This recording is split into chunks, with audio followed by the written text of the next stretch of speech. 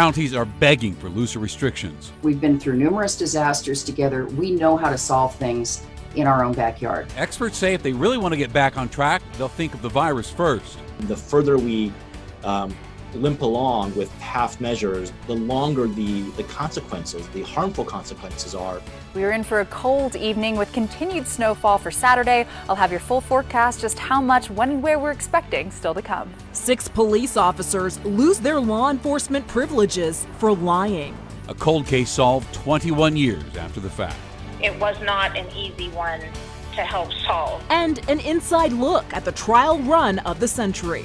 I felt very excited that I could contribute in some way. Snow all day and more tomorrow. Good evening. So glad you're with us tonight. I'm Shannon Ogden. And I'm Jessica Porter in for Ann Trujillo. If you didn't like today's weather, well, we have some bad news for you. It's going to be like this for a while. Katie LaSalle is in the studio tonight with that. Katie? Hi, good evening, everyone. Happy Friday. Yep, we saw light snow off and on throughout the day here in Denver. A lot of it's tapered off, so under a mostly cloudy sky, but it is going to be cold ahead of our next round of snow set to move in for tomorrow. Mainly after about 3 o'clock for us here in Denver. More snow for the mountains, which is great news. We've needed this moisture. It has made its way into the state today, but overall, very chilly weekend is ahead. Outside right now, rolling the upper teens in Fort Collins, low 20s downtown Denver, 12 in Leadville, 20s for a lot of our mountain towns. And as we take you through the futurecast, continued snowfall down for the Springs, but overall it's just going to be a mostly cloudy night across Colorado. We'll then start off mostly cloudy early tomorrow morning. Temperatures very chilly, and then our second round of snow will make its way into the western slope through midday. Up and down the I-25 corridor will be impacted here once again. We'll talk more about snow totals. It doesn't look like a huge snow event for us in Denver, but definitely some much needed moisture. More on your full forecast still to come. Thank you, Katie. Businesses in Larimer County want to level up. Restaurants in Pueblo want 5-star treatment. And doctors, well, they want people to stop spreading coronavirus. So, can we have our cake and eat it indoors too? According to the expert Jason Grenauer spoke to today, probably not. The reality is, these businesses are really in survival mode. Which is why Larimer County is pushing for a variance program called Level Up, allowing for orange restrictions inside a red county. A plan that would allow restaurants to have some indoor dining or other businesses to reopen if it's done safely. We have to learn how to live with COVID, protect our hospitals with suppression strategies, and mitigate the damage to our economy and to our businesses. And that really needs to happen right away. The idea of these hyper-local variances was pioneered by Mesa County in their 5-star program.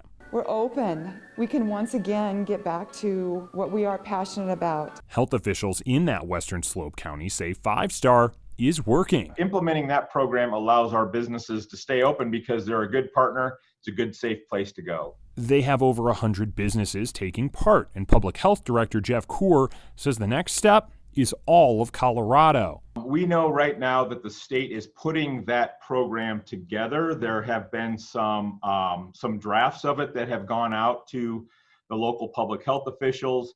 I would love for this to go statewide. But not all agree that this point in our COVID second wave is the time to be easing restrictions. And half measures have not worked. They aren't working now, and they won't work. Dr. Thomas Tsai of Harvard's T.H. Chan School of Public Health believes granting variances now is going the wrong way. This reopening of high-risk, bars and restaurants seems to be going the opposite direction of the goal of controlling and suppressing the pandemic. Some, including Mesa County, argue that restaurants aren't virus hotspots or big spreaders and should therefore get a break. Dr. Tsai says that could be inviting disaster. That you may turn some of these 5-star restaurants into new clusters of infection because they're reopening in very high-risk areas. Larimer County will meet with the governor's office on their plan again next week. No word from the governor's office on when a statewide plan could be coming. I'm Jason Grenauer, Denver7. Douglas County preschool and elementary students will start spring semester in the classrooms. Middle school will transition to a hybrid approach at the end of January. High schools will do the same toward the end of February. Slowly but surely, Colorado is approaching 2 million coronavirus tests. Of the 14,000 processed today, 4,600 came back positive. Another 7 deaths were attributed directly to the virus. More than 1,600 hospital beds are in use.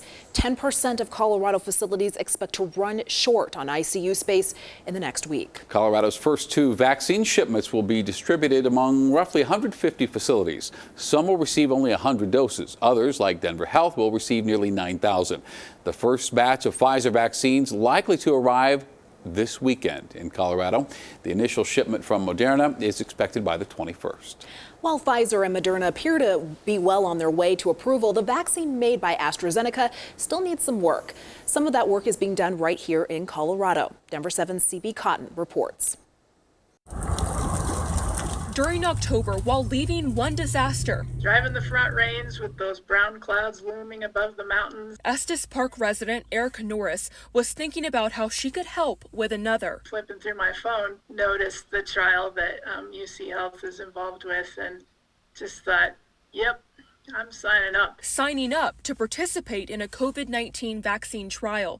Doctors at UC Health tell Denver7 that by next week she'll be one of 1,000 people from the Rocky Mountain region participating in their AstraZeneca study. I really wanted to be helpful in some way to bring the pandemic under control. Norris is also a doctor at a UC Health primary care facility. She says she uses science to silence any worries. These strategies have been used in labs for many, many years. UC Health says for every 3 people enrolled, 2 will receive the AstraZeneca vaccine and 1 the placebo.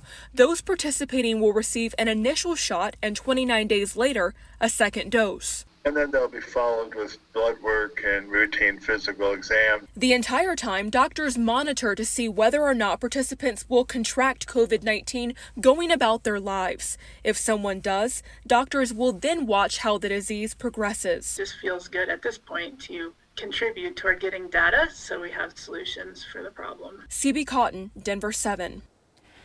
AstraZeneca originally appeared ahead of Pfizer and Moderna in development.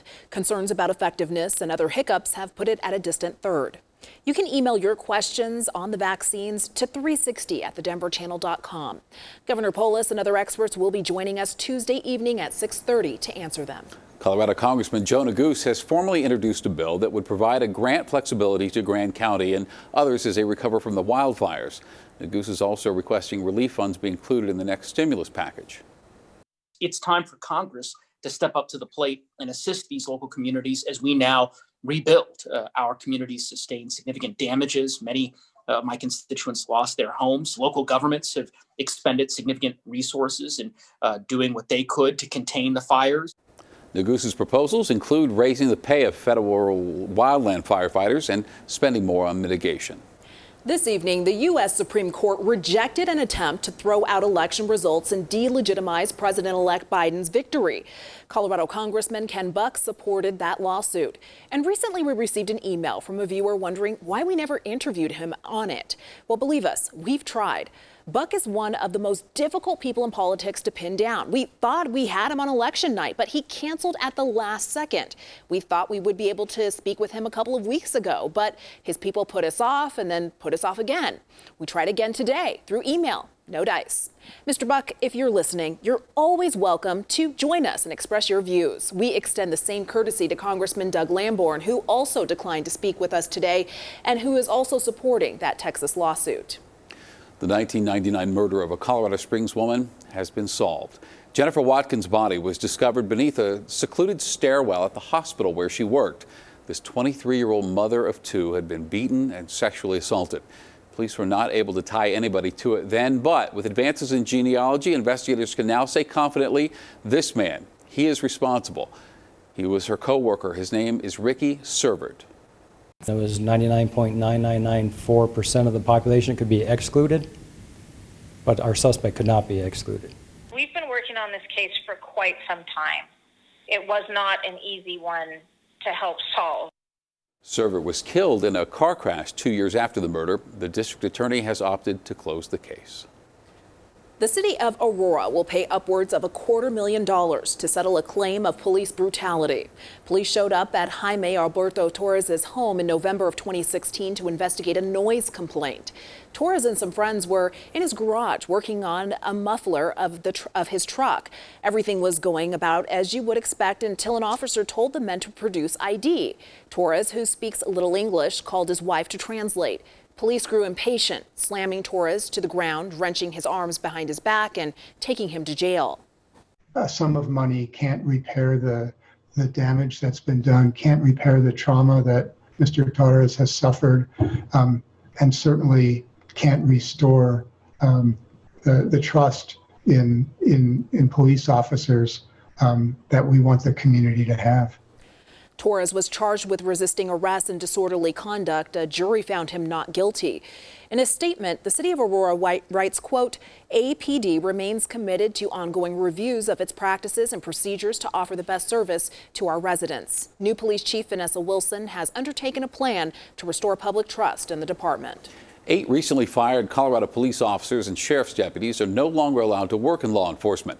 A Park County deputy lost her certification after pleading guilty to burglary. A Durango officer pulled from the force after committing assault. 6 others, including a Lone Tree officer and an Arapahoe County deputy, were found to have lied under oath or during investigations.